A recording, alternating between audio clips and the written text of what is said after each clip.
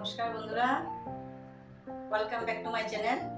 আজ আমি আপনাদের সামনে অতি পরিচিত একটি রেসিপি নিয়ে হাজির হলাম। আমার এক দিদি বলছে যে মুড়ির মোয়া কেন পাক ধরে না, তাই আমি আজকে মুড়ির মোয়া করে দেখাবো। আসুন আমার সাথে দেখুন কিভাবে করছি। দেখুন বন্ধুরা, এখন আমি এখানে একটা কড়াইতে 500 গ্রাম গুড় দিলাম। এখানে আমি 500 গ্রাম গুড় দিয়েছি, আর জল এখানে আমি কাপ দিয়ে গ্লাস দিয়ে মেপে দেব। এখানে আমি 250 গ্রাম জল দিলাম। 500 গ্রাম গুড়ে আমি 250 গ্রাম জল দিলাম। এখন আমি গুড়টা জাল করে নেব। এদিকে আমি 300 গ্রাম মুড়ি নিয়ে নিলাম। 500 গ্রাম গুড়ের জন্য 300 গ্রাম মুড়ি নিলাম। আর এখানে আমি একটু বাদাম, টেস্টির জন্য বাদাম গুঁড়া করে নিয়েছি, মুড়ির মোয়াতে দেব। এখন একটু ওয়েট করতে হবে গুড়টা জাল করার জন্য। দেখুন বন্ধুরা, আমার গুড়টা জাল হয়ে গেছে।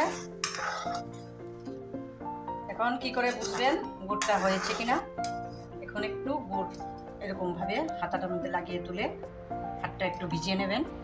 হাতটা একটু ভিজিয়ে মুছে নেবেন, তারপর দেখবেন এরকম ভাবে এই গুড়টা চিপচিপা হয়েছে কিনা। এই দেখুন গুড়টা একদম এই যে চিটচিটা হয়ে গেছে। এরকম ভাবে গুড়টা এই চিটচিটা হয়ে যাবে, তখন বোঝা যাবে যে গুড়টা আমার হয়ে গেছে। এখন আমি পরবর্তী পর্বে যাব। দেখুন বন্ধুরা, এখন আমি আস্তে আস্তে এরকম ভাবে গুড়টা নিয়ে এর মধ্যে দিয়ে দেব। আস্তে আস্তে নাড়তে থাকবো এরকম ভাবে।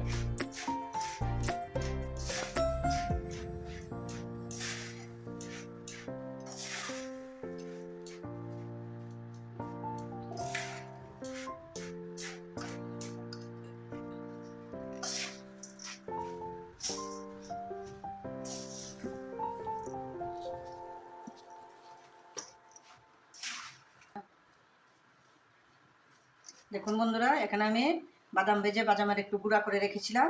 এই গুঁড়াটা বাদামের মধ্যে দিয়ে দেব, মুড়িটা একটু টেস্টি, মোয়াটা একটু টেস্টি হওয়ার জন্য।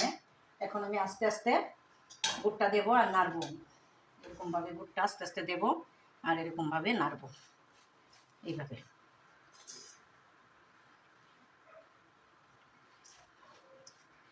আমি নাড়তে থাকবো।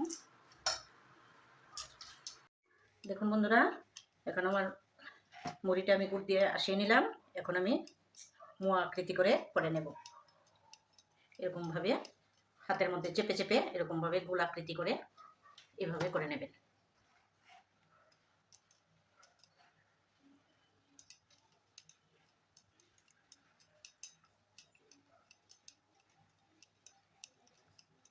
এখন আমি একে একে সবগুলো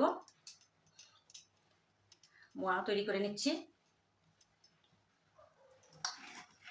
এভাবে আস্তে আস্তে হাতে চেপে চেপে একটু হাতে এরকমভাবে একটু তেল লাগিয়ে নেবেন।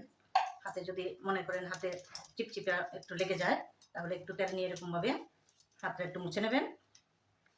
এই যে এরকমভাবেই দেখছেন আমার হাতে একদমই লাগে না। এই দেখুন,